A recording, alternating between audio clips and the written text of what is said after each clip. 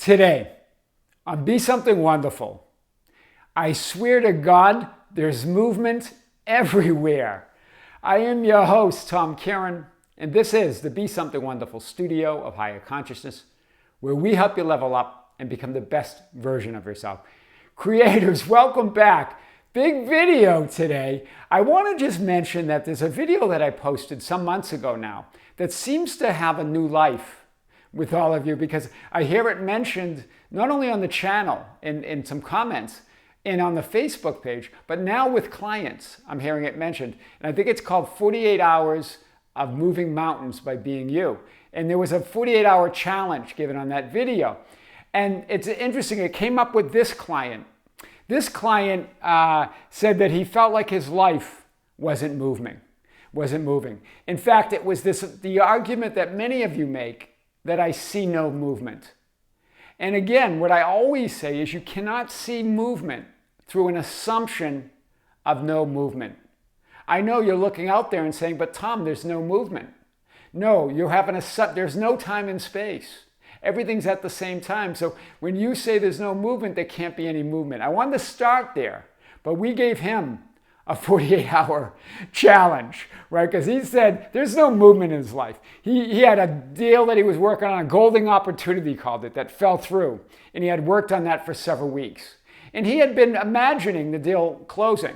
So we're going to talk about that. So see, but again, he's been imagining that, but he's been looking out there and saying there's no movement. You're imagining it, you're assuming it, but at the same time, you're declaring no movement. So how can there be movement? The deal has to fall through because you believe there's no movement. You believe that it doesn't move towards you succeeding. Do you see it? Both in 3D within and physically and metaphysically, he was imagining and assuming that it's done. And then he also said there was nothing new in his social life also. Just no movement, not happy with his life. Well, not happy with his life as he's trying to imagine this golden opportunity succeeding. Do you see it? You can't get there. You can't get from to fulfillment from non-fulfillment. You can't get to movement by assuming there's no movement, right? And just one day, I challenged him to see the movement that he's not seeing, to see his life moving. He just hasn't been seeing it, to open his eyes. Just one day into this 48-hour challenge, he reached out to me and he said, remember, the 48-hour challenge was to see movement everywhere. In this 48-hour challenge today, right? He goes, I swear to God, I'm seeing movement everywhere. That was his message to me. So 48 hours, and he mentioned a few details. He said there was a new client that he's now working with, a coworker that he was friendly with, but never friends. Not really friends with this guy. And now they went out to celebrate the launch of this new client. While he was out, he met a new girl. We don't know where that's going to go. He just said he met a new girl from the same city that he's from. That was the significance. Asked her out, got her number. So this is movement, tremendous movement as he took the challenge to see that movement's everywhere. It's all around you. It's through your assumption of no movement, you persisting in that idea that your life's not moving, that things aren't working out. From persisting in the idea that you only see non-fulfillment and no movement. This is big. So let's unpack these ideas today, which I did with him. So and he's saying, there was always movement. There's always movement. I couldn't perceive it through my assumption of no movement. This was his conclusion. Right, 48 hours of moving mountains by Being You. I left a link to that video. It's a little different than this one, but because you've been asking for it, or people have been looking for it and seeing it and bringing it up, I thought, there it is, right? He also said that there was a click there for him when he saw that video. So remember, you are awareness of being. So if you are aware of no movement, then no movement must be your reality. Do you see it? It must be the form that reality takes, no movement. Right? You only see or experience what you are aware of seeing or perceiving. That's all. What you're aware of experiencing is what you're going to experience. It's your awareness. An assumption of no movement equals being aware of no movement. Right? In that 48 hours, There was evidence everywhere. The unseen became seen. It was always there. He just couldn't see it through his assumptions. He couldn't see it through his assumption of non-fulfillment, of no movement, of his life not moving. Wow, that's big. So remember, you are awareness within which the knowing that you are aware takes place. You are aware that you are awareness. You are aware that you are aware. You are the observer, right? And these inner conditions of thoughts and feelings and these outer conditions of people, events, and circumstances take place within that awareness. They're not your awareness. They're not ultimate reality. They are forms that your awareness takes. So that you don't have to identify with them so strongly. They are forms within your awareness, created within your awareness. You get to see it differently in any moment. But we get so balled up in these inner conditions of thoughts and feelings and these outer conditions of people, events, and circumstances. When you're the awareness in which they take place, you call the shots. You are reality, right? There are temporary forms and manifestations that take place within your awareness and our experiences of reality, of that I am awareness, but not reality, right? It's only your assumptions, your self-concept, and your I am identity that gives them substance and form. Remember, your identity, Jesus asked his disciples, who do you say I am? Who do you say you are? What are your assumptions? No movement? Non-fulfillment? Life not going anywhere? Then that's going to be what you are aware of. That's the form your awareness is going to take, right? Or everything's moving. It's always moving. Things are working out with me. Girls want my number, in this case for him, right? Deals are coming up. I got friends. I'm making friends. Everything's going well. My life is amazing. Get on a rampage, as Abraham Hicks does. Get on that rampage of seeing reality the way you want to see it, because your awareness. That's why those rampages feel so powerful to many people, right? It's only your assumptions, your self-concept, and I am identity that gives them substance and form. So remember, you cannot see or perceive who you really are. You can only know. You perceive reality as reality. You can't see it. You can't see your own light. You're the light which lights it up. You're the light that gives it life. You're the light that gives it love and life and everything else. So you can't see it through that. You got to know it. You got to move to that knowing that you are it. Right? That's what it means by be still and know that I am God. One of my favorites in the Bible, because it says it all. Be still, cease striving, cease efforting. Know that you're it. That only creates a reality or experience of trying but never being. When you're striving, when you're efforting, when you're trying to see it, when you're persisting in seeing no movement, non-fulfillment, it just creates an experience of trying to be it but never being it. Right? God announces reality. I am that I am. Who I declare, announce, and desire myself to be. I am that. That second I am is sort of an affirmation or a declaration or a praise. The second I am says, I am that I am. It's to praise it. It's to emphasize that you are already that. I am that I am. Right? And God said to Moses, I am that I am. I am that. So that second I am is the conviction and the absolute knowing that you are it. I am that I am. I am that conviction. I am that knowing. Make your news story, your inner talking, your affirmations, your assumption, your imaginal frame, which more and more I'm talking about it as in terms of your imaginal act or your imaginal scene as an imaginal frame of reality. And remember, all frames exist in that film roll archive. So what's your imaginal frame? You can go to any frame in reality, any image in reality. So what's your imaginal frame? What's your imaginal end? Right? What's your announcement of reality? What is real to you? What are you going to declare real? What are you going to declare reality? What frame of reality are you going to declare? I am that I am. What are you going to declare? This is powerful today. I'm asking you. Without moving to that knowing, if you don't move to that knowing and you just strive to move there, you identify with the inner and outer conditions.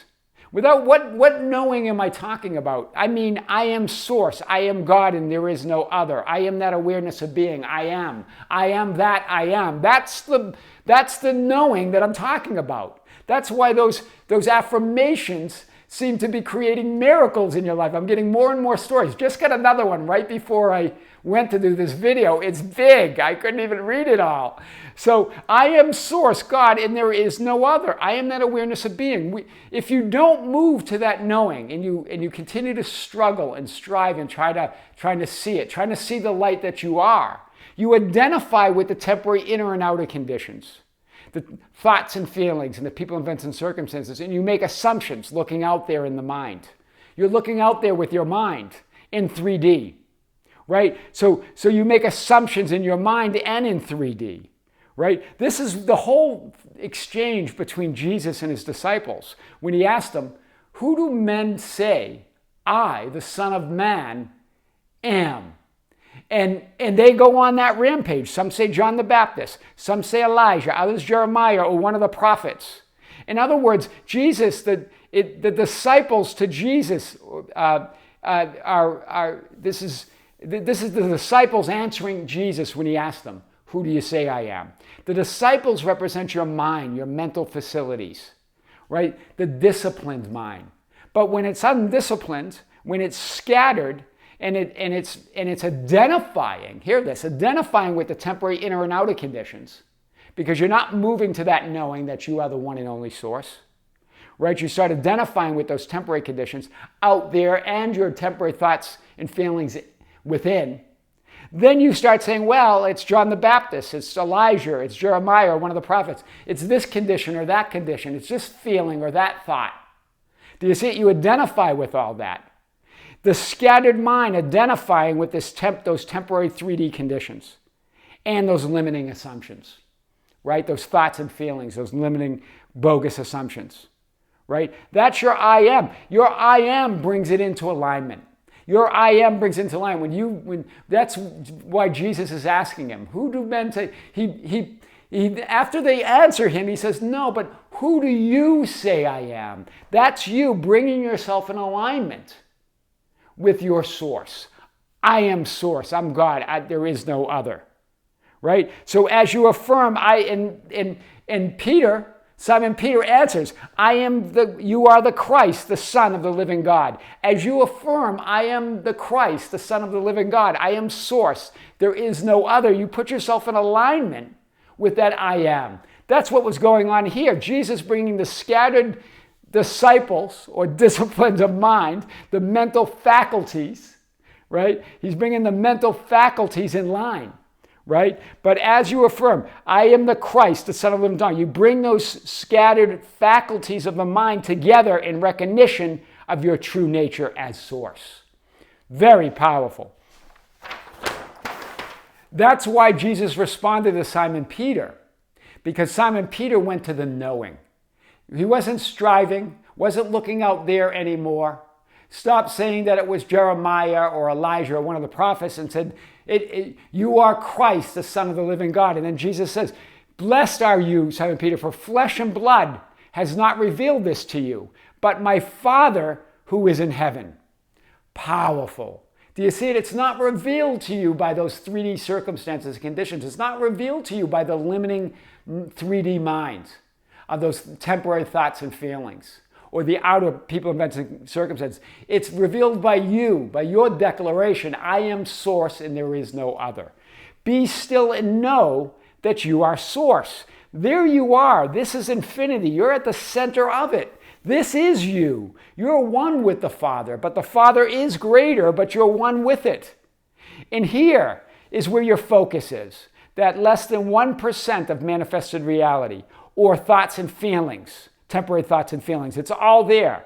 All of those take place within your awareness of being.